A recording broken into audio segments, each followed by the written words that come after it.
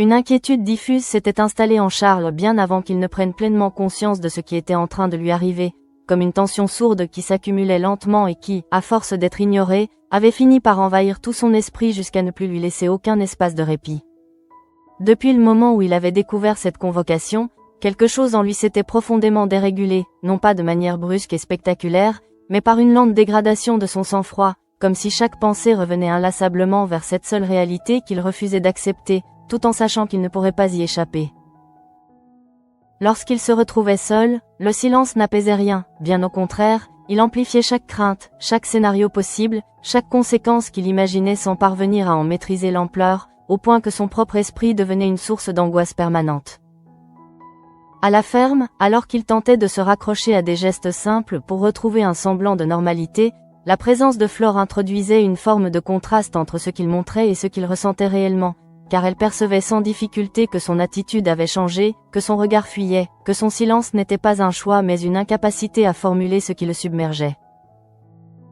Plutôt que de parler immédiatement, Charles laissait le temps s'étirer entre eux, comme si chaque seconde supplémentaire pouvait retarder le moment où il devrait affronter la réalité, mais cette attente ne faisait qu'alourdir davantage le climat, rendant l'échange encore plus difficile à amorcer.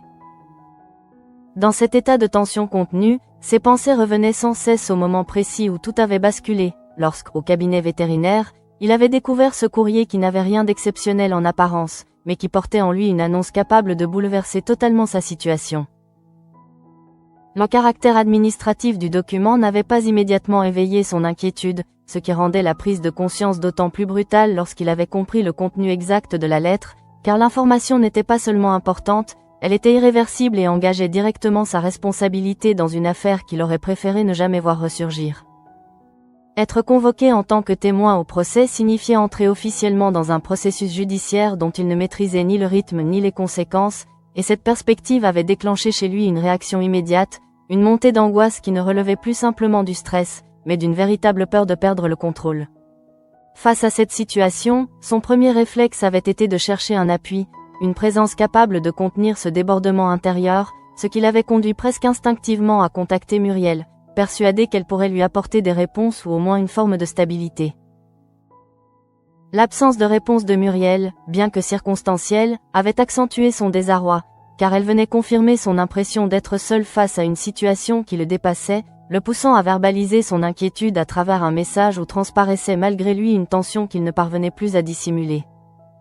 Ce moment marquait une rupture dans sa manière d'aborder les événements, car il ne s'agissait plus simplement d'un problème à résoudre, mais d'une réalité qu'il ne pouvait ni repousser ni contourner, ce qui le conduisait à chercher une autre issue, même illusoire. C'est dans cet état d'urgence intérieure qu'il avait décidé de contacter Florent Grasset, espérant trouver auprès de lui une solution qui permettrait d'éviter l'exposition directe au procès, ou au moins d'en atténuer les effets. L'échange qui avait suivi révélait un décalage profond entre la perception de Charles et celle de Florent, car là où Charles voyait une menace imminente, Florent identifiait une étape nécessaire dans la recherche de la vérité, ce qui influençait directement sa position et son refus de céder à la demande d'annulation. La posture de Florent reposait sur une logique implacable, dans laquelle le témoignage de Charles représentait un élément potentiellement déterminant pour comprendre l'ensemble de l'affaire, ce qui rendait toute tentative d'évitement non seulement inutile, mais contraire à l'objectif poursuivi. Cette divergence de point de vue accentuait le sentiment d'impuissance de Charles, car il se retrouvait confronté à une structure décisionnelle qui ne laissait aucune place à son refus, le contraignant à accepter une situation qu'il n'était pas prêt à affronter. Même lorsqu'il proposait de coopérer en dehors du cadre du tribunal, son argumentation se heurtait à une limite infranchissable, puisque la procédure était déjà engagée et qu'aucun ajustement ne pouvait être envisagé à ce stade, ce qui transformait progressivement son inquiétude en une forme de panique contenue. Pendant que Charles se débattait avec cette réalité, d'autres dynamiques se développaient en parallèle, illustrant la complexité des enjeux autour du procès et la multiplicité des stratégies mises en œuvre par les différents protagonistes. Dans l'environnement fermé de la prison, F. Prodi ne se limitait pas à subir les événements, mais adoptait une posture active qui témoignait d'une volonté de conserver une forme de contrôle malgré les contraintes imposées par sa situation. La visite de Manu Léoni introduisait une dimension émotionnelle différente, dans laquelle le soutien proposé reposait sur une relation de confiance et sur une inquiétude sincère quant à la capacité d'Ève à gérer la pression croissante liée au procès.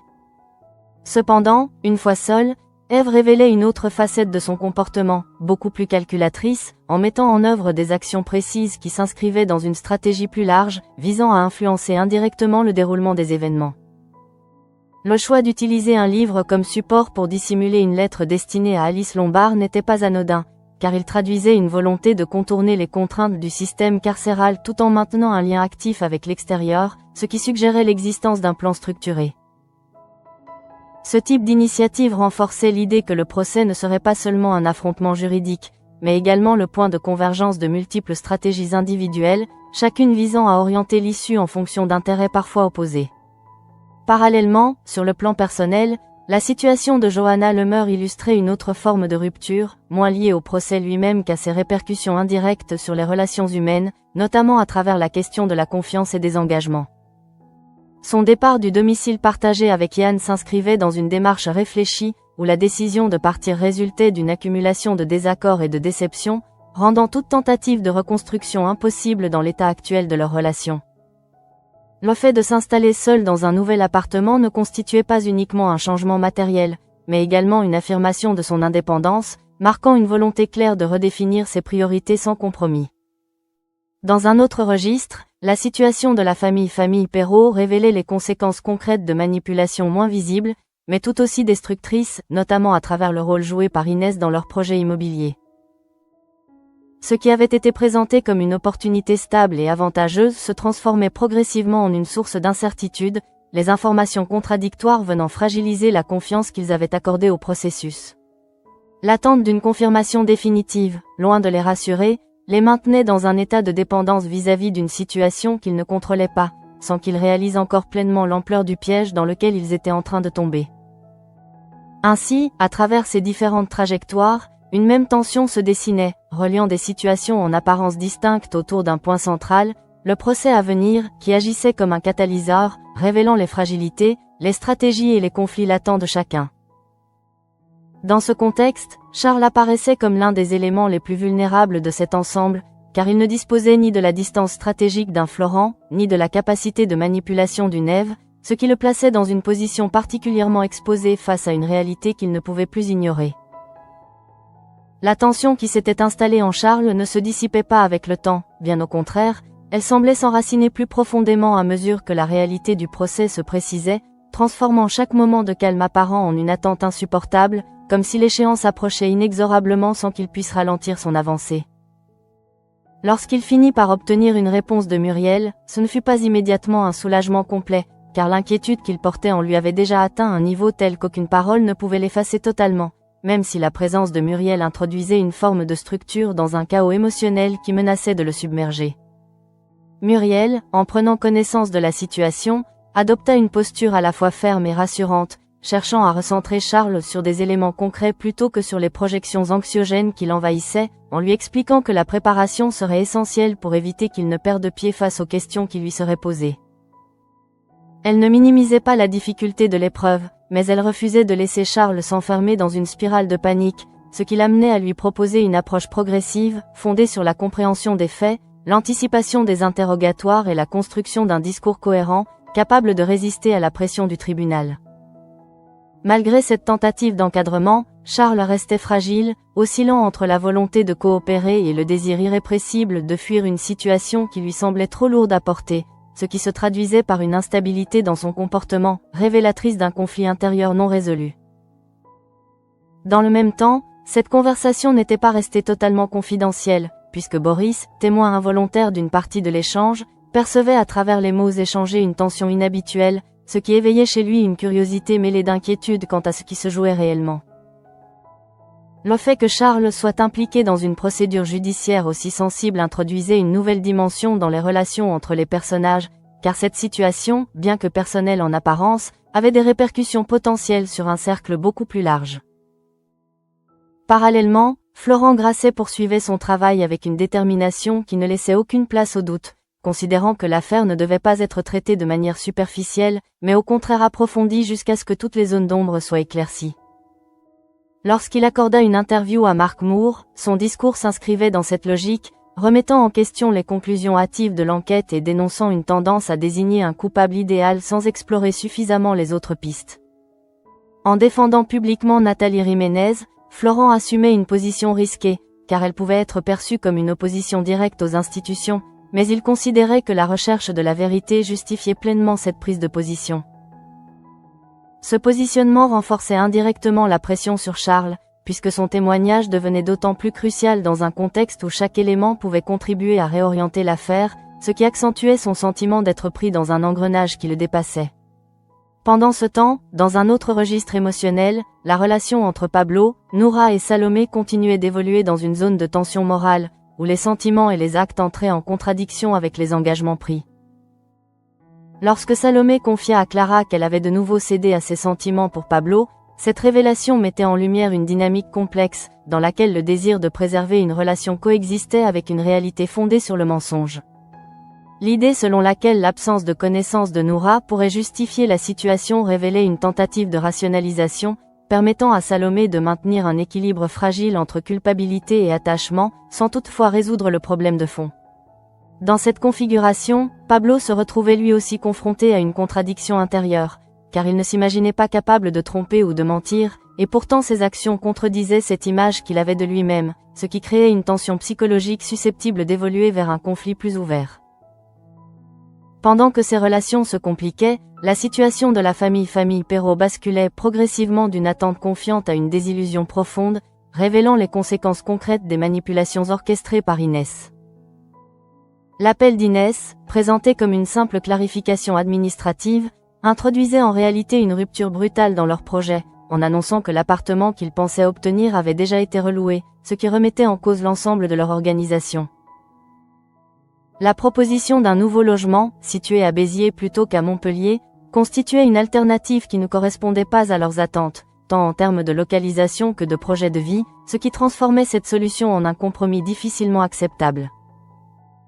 La réception du mail détaillant cette nouvelle option renforçait le sentiment d'injustice, car les caractéristiques du logement pouvaient sembler attractives sur le papier, mais l'écart géographique suffisait à invalider l'intérêt de cette proposition, révélant ainsi l'ampleur du décalage entre leurs attentes et la réalité imposée. Cette situation créait une fracture dans leur perception de la stabilité, car ce qui devait être une étape vers une vie plus sereine devenait une source de stress supplémentaire, illustrant la manière dont une manipulation bien orchestrée pouvait déstabiliser un projet entier. Dans le même temps, les préparatifs logistiques liés au déménagement, notamment le tri des affaires entrepris par Arnaud Perrault, prenaient une dimension plus lourde, car ils étaient désormais associés à une incertitude quant à la destination finale, ce qui compliquait chaque décision. Alors que ces différentes tensions se développaient, Manu Léoni poursuivait son activité professionnelle en collaboration avec Alex, dans un contexte où les tâches quotidiennes, même les plus banales, prenaient une tonalité particulière en raison de la pression liée au procès. La préparation de la planque, avec des éléments alimentaires simples, pouvait sembler anodine, mais elle révélait en filigrane une tentative de maintenir un fonctionnement normal malgré les enjeux sous-jacents, ce qui contrastait avec les inquiétudes exprimées par Manu concernant Eve Prodi. Sa crainte que Eve accumule une tension qu'elle ne pourrait pas contenir indéfiniment traduisait une connaissance fine de son caractère, ainsi qu'une anticipation des conséquences possibles d'un effondrement émotionnel dans un contexte aussi sensible. De son côté, Eve, en exprimant son souhait que les jurés ne se montrent pas indulgents, révélait une détermination qui dépassait le simple cadre judiciaire, laissant entrevoir une implication personnelle forte dans l'issue du procès, ce qui renforçait l'idée qu'elle ne se contenterait pas d'un rôle passif.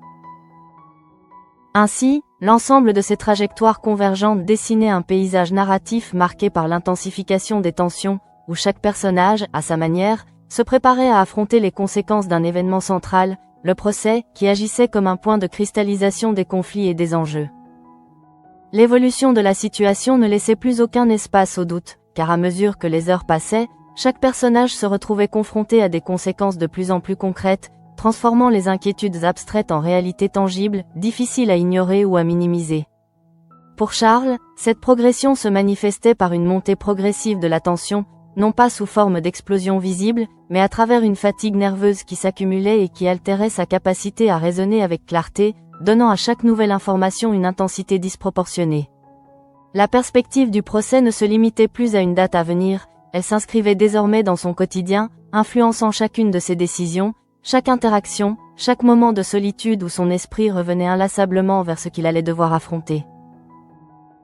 La préparation avec Muriel devenait alors un passage obligé, une tentative de structurer ce qui, sans cela, risquait de se transformer en chaos incontrôlable, mais cette préparation révélait également les limites de Charles, notamment dans sa capacité à affronter frontalement les faits. Muriel, consciente de cette fragilité, adoptait une approche méthodique, cherchant à décomposer les éléments du témoignage pour les rendre plus accessibles, tout en anticipant les pièges possibles d'un interrogatoire, ce qui nécessitait de la part de Charles un effort de concentration qu'il peinait à maintenir sur la durée.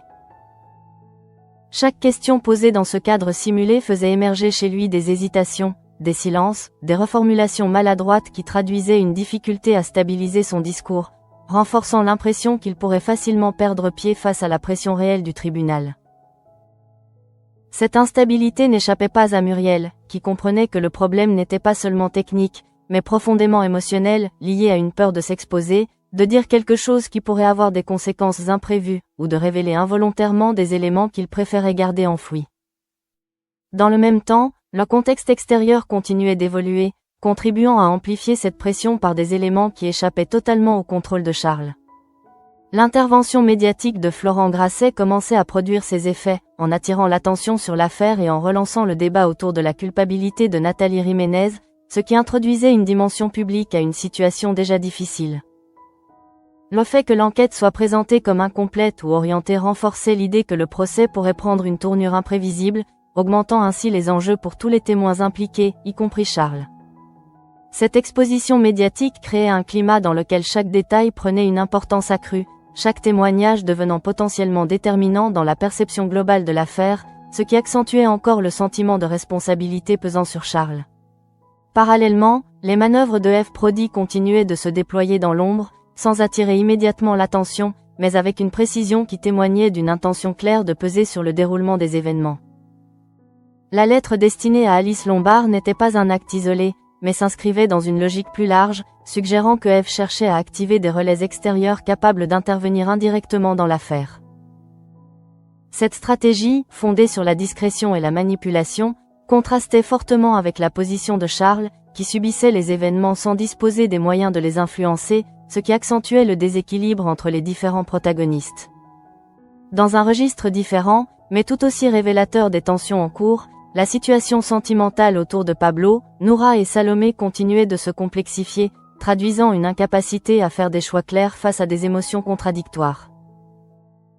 Les rencontres clandestines entre Pablo et Noura, maintenues dans le secret, reposaient sur un équilibre fragile, dépendant entièrement de l'absence de révélation, ce qui introduisait une dimension de risque permanent dans leur relation. Le discours de Salomé, visant à minimiser les conséquences de cette situation en se basant sur l'ignorance de Noura, révélait une tentative de maintenir une cohérence psychologique malgré une réalité objectivement conflictuelle, ce qui ne faisait que retarder l'inévitable confrontation. Cette dynamique illustrait la manière dont les personnages pouvaient se retrouver enfermés dans des logiques contradictoires, incapables de rompre avec des comportements qu'ils reconnaissaient pourtant comme problématiques. Dans le même temps, la situation de la famille Perrault atteignait un point critique, lorsque les conséquences des manipulations de Inès devenaient pleinement visibles. La perte de l'appartement initialement prévu à Montpellier ne représentait pas seulement un contretemps, mais un véritable effondrement du projet construit autour de ce déménagement, remettant en cause les choix déjà engagés. La proposition alternative à Béziers, bien qu'objectivement présentée comme satisfaisante sur certains critères, introduisait un décalage majeur avec les attentes initiales, notamment en raison de la distance et de l'impact sur leur organisation quotidienne. Cette situation générait une frustration croissante, alimentée par le sentiment d'avoir été induits en erreur, sans qu'il soit encore possible pour eux de mesurer pleinement l'intentionnalité de cette manipulation. Le contraste entre les photos attractives du logement et la réalité de sa localisation accentuait ce sentiment d'injustice, car il donnait l'impression d'un compromis imposé, plutôt que d'une véritable solution adaptée à leurs besoins. Pendant ce temps, Manu Léoni continuait de gérer les aspects pratiques de son travail, mais son attention restait partiellement focalisée sur F. Prodi, dont il redoutait une réaction imprévisible face à la pression croissante. Cette inquiétude, bien que discrète, révélait une compréhension profonde des mécanismes psychologiques à l'œuvre, ainsi qu'une anticipation des conséquences possibles d'un déséquilibre émotionnel dans un contexte judiciaire. Eve, de son côté, exprimait une attente claire quant à l'issue du procès, espérant une condamnation qui viendrait valider sa perception des faits, ce qui renforçait l'idée qu'elle restait fortement investie dans l'affaire, malgré sa situation d'enfermement. Ainsi, l'ensemble des trajectoires observées convergeait vers une intensification progressive des tensions, où chaque personnage se trouvait confronté à des choix ou à des situations qui révélaient leurs limites, leurs contradictions et leurs stratégies. Dans ce contexte, Charles apparaissait de plus en plus isolé, non pas physiquement, mais dans sa capacité à faire face à une réalité qu'il ne contrôlait pas, et dont il percevait désormais toute la complexité, sans pour autant disposer des ressources nécessaires pour s'y adapter pleinement. À mesure que les heures s'écoulaient, une forme de convergence silencieuse semblait s'installer entre toutes les trajectoires, comme si chaque situation, aussi différente soit-elle en apparence, se rapprochait progressivement d'un point de rupture commun, celui du procès à venir, dont l'ombre grandissait sans cesse dans l'esprit des protagonistes. Pour Charles, cette évolution se traduisait par une fatigue intérieure de plus en plus visible, une usure psychologique qui ne relevait plus seulement de l'inquiétude, mais d'un épuisement lié à l'impossibilité de trouver une issue satisfaisante à la situation dans laquelle il se trouvait désormais enfermé. La préparation engagée avec Muriel continuait de structurer son approche, mais elle révélait également les limites de cette méthode face à une angoisse qui ne pouvait pas être entièrement rationalisée, car au-delà des faits et des questions possibles, c'était la peur de l'exposition publique qui dominait. Muriel, en observant cette évolution, comprenait que la difficulté ne résidait pas uniquement dans la maîtrise du contenu du témoignage, mais dans la capacité de Charles à maintenir une stabilité émotionnelle suffisante pour ne pas se laisser submerger au moment crucial, ce qui impliquait un travail plus profond que la simple préparation technique. Elle tentait alors de l'ancrer dans une logique de progression, en lui rappelant que chaque étape franchie, même imparfaitement, constituait un pas vers une meilleure maîtrise de la situation, mais cette approche se heurtait régulièrement à des retours de panique qui remettaient en question les acquis. Dans cet équilibre instable, Charles oscillait entre des moments de relative lucidité, où il parvenait à envisager le procès comme une étape à traverser, et des phases de doute intense, où l'ensemble du processus lui apparaissait comme une menace insurmontable, ce qui fragilisait sa confiance. Pendant ce temps, la dynamique médiatique initiée par Florent Grasset continuait de produire des effets en cascade, contribuant à modifier la perception publique de l'affaire et à introduire un climat d'incertitude quant à l'issue du procès. Les prises de position de Florent, fondées sur la remise en question des conclusions initiales, alimentaient un débat plus large, dans lequel la notion de vérité devenait centrale, non seulement d'un point de vue juridique, mais également dans la manière dont l'opinion publique se construisait autour de l'affaire. Cette visibilité accrue renforçait indirectement la pression sur les témoins, car elle transformait leur rôle en un élément clé d'un récit collectif, où chaque parole pouvait être interprétée, amplifiée ou contestée, ce qui augmentait considérablement les enjeux liés à leur intervention. Dans cet environnement, Charles se retrouvait exposé à une double contrainte, à la fois juridique et médiatique, sans disposer des ressources nécessaires pour gérer cette complexité, ce qui accentuait son sentiment d'être dépassé par les événements. Parallèlement, les actions de F. Prodi continuaient de se déployer avec une discrétion calculée, révélant une stratégie qui ne reposait pas sur des actions visibles, mais sur une influence indirecte exercée à travers des intermédiaires. La lettre adressée à Alice Lombard constituait un élément de cette stratégie, mais son importance ne résidait pas uniquement dans son contenu, encore inconnu, mais dans le fait même qu'elle existait, car elle témoignait d'une volonté de ne pas subir passivement le cours des événements. Cette capacité à agir malgré les contraintes contrastait fortement avec la position de Charles, renforçant l'idée d'un déséquilibre entre les personnages, certains étant en mesure d'influencer la situation, tandis que d'autres en subissaient les conséquences. Dans un registre plus intime, la situation de Johanna Lemeur poursuivait son évolution, illustrant les répercussions personnelles des tensions accumulées au fil du temps.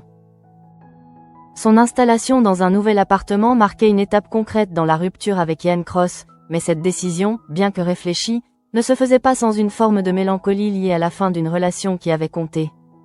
L'explication qu'elle donnait de cette séparation reposait sur une incompatibilité fondamentale, liée à un décalage entre les intentions affichées et les actes, ce qui rendait toute tentative de réconciliation difficilement envisageable dans l'état actuel. Cette lucidité, bien qu'elle lui permette d'avancer, n'effaçait pas la dimension émotionnelle de la rupture, ce qui se traduisait par une transition marquée par une certaine solitude, malgré le sentiment d'avoir pris la bonne décision. Dans un autre espace, la situation de la famille Perrault atteignait un niveau de tension particulièrement élevé, à mesure que les conséquences des manipulations de Inès devenaient irréversibles. La confirmation de la perte de l'appartement à Montpellier ne laissait plus de place à l'espoir d'un retour en arrière, transformant ce qui avait été une attente en une réalité difficile à accepter, car elle remettait en cause un projet structurant. La proposition alternative à Béziers, bien qu'accompagnée de caractéristiques attractives sur le papier, ne parvenait pas à compenser l'écart avec leurs attentes initiales, notamment en raison des implications pratiques liées à la distance, ce qui en faisait une solution insatisfaisante. Cette situation générait un sentiment de désillusion, alimenté par l'impression d'avoir été piégés dans un processus qu'ils pensaient maîtriser, mais qui leur échappait désormais complètement, révélant la vulnérabilité de leur position face à une manipulation bien orchestrée. Le contraste entre les promesses initiales et la réalité finale accentuait cette perception, en mettant en évidence l'écart entre ce qui avait été envisagé et ce qui leur était finalement imposé, ce qui renforçait leur frustration. Dans le même temps, Manu Léoni continuait de naviguer entre ses responsabilités professionnelles et ses préoccupations personnelles, notamment en ce qui concernait Eve Prodi. Son inquiétude quant à la capacité d'Eve à gérer la pression croissante liée au procès traduisait une anticipation des risques, basée sur une connaissance approfondie de sa personnalité et de ses réactions possibles face à une situation de tension extrême. Cette vigilance, bien que discrète, témoignait d'un attachement qui dépassait le cadre strictement professionnel, introduisant une dimension émotionnelle dans son approche, ce qui pouvait influencer ses décisions à venir. Eve, de son côté, maintenait une posture déterminée, exprimant clairement son attente quant à l'issue du procès, ce qui renforçait l'idée qu'elle restait activement engagée dans le processus, malgré sa situation d'enfermement. Ainsi, l'ensemble des trajectoires observées confirmait une intensification progressive des tensions, où chaque personnage, à travers ses choix et ses actions, contribuait à façonner un contexte de plus en plus instable, dans lequel le procès apparaissait comme un moment de vérité susceptible de redistribuer les équilibres existants. Dans ce cadre, Charles demeurait l'un des éléments les plus fragiles, car il devait faire face à une exposition directe sans disposer des outils nécessaires pour en maîtriser les effets, ce qui laissait présager une confrontation particulièrement éprouvante lorsqu'il serait appelé à témoigner. À ce stade, la tension qui traversait les différentes situations ne relevait plus d'une simple accumulation d'événements, mais d'un enchevêtrement de dynamiques qui se renforçaient mutuellement, donnant au contexte général une densité particulière où chaque action, chaque décision semblait susceptible d'avoir des répercussions bien au-delà de son cadre immédiat. Pour Charles, cette densification se traduisait par une difficulté croissante à distinguer ce qui relevait du concret et ce qui appartenait à ses propres projections, car la préparation du procès, loin de le rassurer, contribuait à rendre chaque détail plus lourd, plus chargé de conséquences potentielles. Le travail engagé avec Muriel prenait une dimension presque répétitive, non pas parce qu'il était inefficace, mais parce que Charles avait besoin de revenir sans cesse sur les mêmes éléments pour tenter de stabiliser une compréhension qui lui échappait régulièrement sous l'effet du stress. Muriel, de son côté, maintenait une ligne constante, cherchant à éviter toute dramatisation inutile tout en restant lucide sur les enjeux, ce qui l'amenait à ajuster son discours en fonction des réactions de Charles, alternant entre fermeté et soutien pour maintenir un équilibre fragile. Malgré ses efforts, il devenait de plus en plus évident que la difficulté principale résidait dans la gestion de l'anticipation, car Charles ne redoutait pas seulement le moment du témoignage, mais l'ensemble du processus qui y menait, chaque étape étant perçue comme une montée vers un point de rupture. Dans cette perspective, le procès apparaissait moins comme un événement isolé que comme une séquence prolongée, dans laquelle chaque interaction, chaque question, chaque regard pouvait devenir une source de déstabilisation, ce qui expliquait l'état de vigilance permanente dans lequel il se trouvait.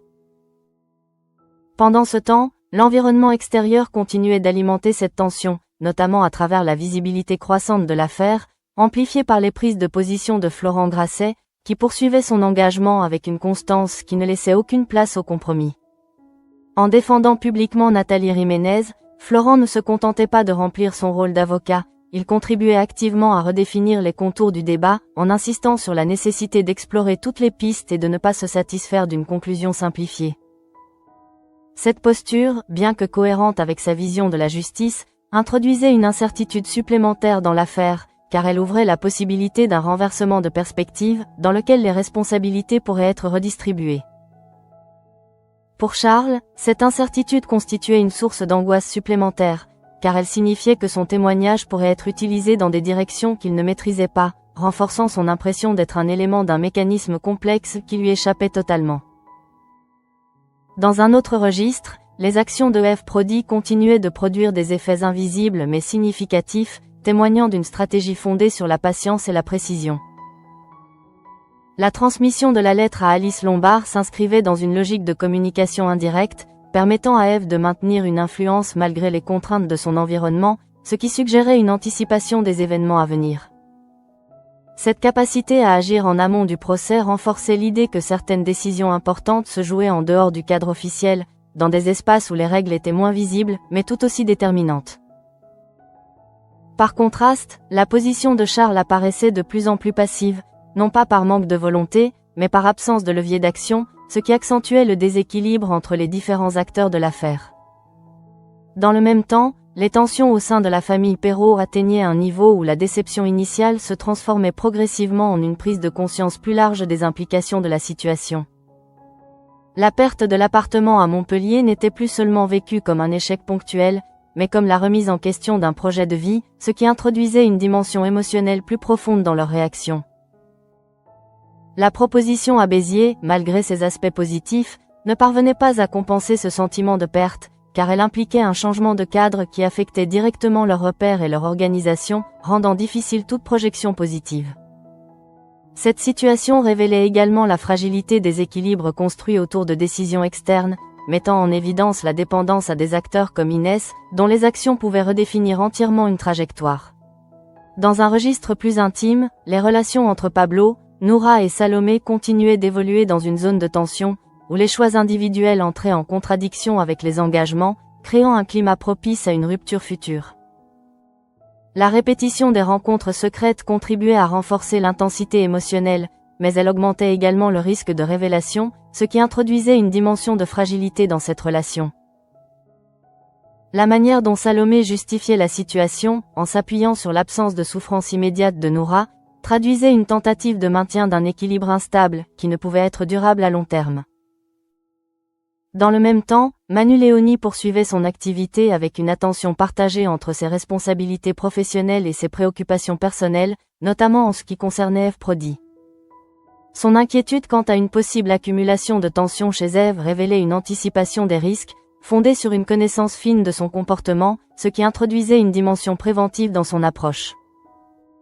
Ève, quant à elle, maintenait une position claire, exprimant son attente d'une issue judiciaire qui confirmerait sa perception des faits, ce qui renforçait l'idée qu'elle restait profondément impliquée dans l'affaire. Ainsi, l'ensemble des éléments observés convergeait vers une intensification des enjeux, où chaque personnage, à travers ses actions et ses réactions, contribuait à la construction d'un contexte de plus en plus tendu, dans lequel le procès apparaissait comme un point de bascule. Dans cette configuration, Charles demeurait au centre d'une tension qu'il ne contrôlait pas, devant faire face à une situation dont il percevait désormais toute la complexité, sans disposer encore des ressources nécessaires pour en gérer pleinement les implications. À l'approche du moment décisif, l'ensemble des tensions accumulées semblait atteindre un point où il devenait impossible de continuer à les contenir sans qu'elles ne produisent des effets visibles, transformant progressivement chaque trajectoire en une ligne tendue prête à céder sous la pression. Pour Charles, cette phase finale de préparation ne représentait plus une montée progressive vers le procès, mais une immersion complète dans une réalité dont il ne pouvait plus s'extraire, chaque pensée étant désormais structurée autour de ce moment où il serait confronté directement aux regards, aux questions et aux attentes. La présence de Muriel restait essentielle dans cet équilibre fragile, car elle constituait le seul point d'ancrage capable de contenir, au moins partiellement, les débordements émotionnels qui menaçaient de s'intensifier à mesure que l'échéance approchait. Muriel poursuivait son travail avec une constance remarquable, en cherchant à renforcer les automatismes de Charles, à stabiliser son discours et à limiter les zones d'incertitude, tout en étant consciente que la maîtrise parfaite n'était pas l'objectif, mais plutôt la capacité à tenir face à la pression. Cependant, malgré ses efforts, une inquiétude persistait, car la préparation ne pouvait pas reproduire entièrement les conditions réelles du procès, laissant subsister une part d'imprévisibilité qui constituait la principale source d'angoisse pour Charles. Dans ce contexte, le procès apparaissait comme un moment de vérité non seulement sur le plan judiciaire, mais également sur le plan personnel, car il allait révéler la capacité de chacun à affronter ses responsabilités, ses choix et les conséquences qui en découlaient. Pendant ce temps, Florent Grasset continuait de défendre sa ligne avec une détermination intacte, assumant pleinement les implications de sa stratégie, qui consistait à remettre en cause les évidences apparentes pour faire émerger une vérité plus complexe. Son engagement public, notamment à travers ses prises de position, contribuait à maintenir une pression constante sur l'affaire, empêchant toute simplification excessive et obligeant les différents acteurs à considérer l'ensemble des éléments avec une attention renouvelée. Cette posture renforçait l'importance du témoignage de Charles, qui devenait un élément potentiellement décisif dans un contexte où chaque détail pouvait influencer l'orientation du procès, ce qui accentuait encore le poids de sa responsabilité. Parallèlement, les actions de F. Proddy continuaient de produire leurs effets en arrière-plan, révélant une stratégie fondée sur la discrétion et la continuité, dans laquelle chaque initiative, même minime en apparence, participait à une construction plus large. La communication établie avec Alice Lombard constituait un maillon de cette chaîne, suggérant que Eve ne se contentait pas d'attendre l'issue du procès, mais cherchait activement à en influencer les conditions. Cette capacité à agir malgré les contraintes renforçait le contraste avec la position de Charles, dont le rôle restait limité à une participation imposée, sans possibilité réelle de modifier le cadre dans lequel il évoluait. Dans un autre registre, la situation de Johanna Lemeur se stabilisait progressivement, non pas par disparition de la douleur liée à la rupture avec Ian Cross, mais par l'acceptation de cette nouvelle réalité. Son installation dans un nouvel espace de vie représentait une étape vers une reconstruction personnelle, marquée par une volonté de redéfinir ses priorités et de ne plus accepter de compromis contraires à ses valeurs. Cette évolution, bien que difficile, témoignait d'une capacité à transformer une situation de rupture en opportunité de repositionnement, ce qui contrastait avec d'autres trajectoires plus instables. Du côté de la famille Perrault, la prise de conscience des conséquences de la manipulation orchestrée par Inès s'accompagnait d'une forme de résignation mêlée de frustration, car les marges de manœuvre apparaissaient désormais limitées. La nécessité de reconsidérer leur projet immobilier introduisait une phase d'incertitude, dans laquelle chaque décision devait être repensée en fonction d'un contexte modifié, ce qui rendait difficile toute projection à court terme. Cette situation illustrait la manière dont des actions extérieures pouvaient redéfinir en profondeur des trajectoires personnelles, en imposant des contraintes qui obligeaient à s'adapter rapidement, parfois au prix de concessions importantes. Dans le même temps, Manu Léoni restait attentif à l'évolution de F. Proddy, dont il redoutait une réaction imprévisible face à la pression du procès, ce qui introduisait une dimension de vigilance constante dans son comportement. Eve, de son côté, maintenait une posture déterminée, exprimant une attente claire quant à l'issue du procès, ce qui confirmait son implication active dans l'affaire, malgré sa situation d'enfermement. Ainsi, l'ensemble des trajectoires convergeait vers un moment où les tensions accumulées ne pourraient plus être contenues, transformant le procès en un point de bascule susceptible de redéfinir les équilibres existants. Dans ce cadre, Charles apparaissait comme l'un des personnages les plus exposés, car il devait faire face à une confrontation directe avec une réalité qu'il avait longtemps cherché à éviter, sans disposer encore d'une stabilité suffisante pour en maîtriser pleinement les implications. Et alors que tout semblait converger vers cette échéance, une question demeurait en suspens, non pas seulement sur l'issue judiciaire, mais sur la capacité de chacun à traverser cette épreuve sans en sortir profondément transformé.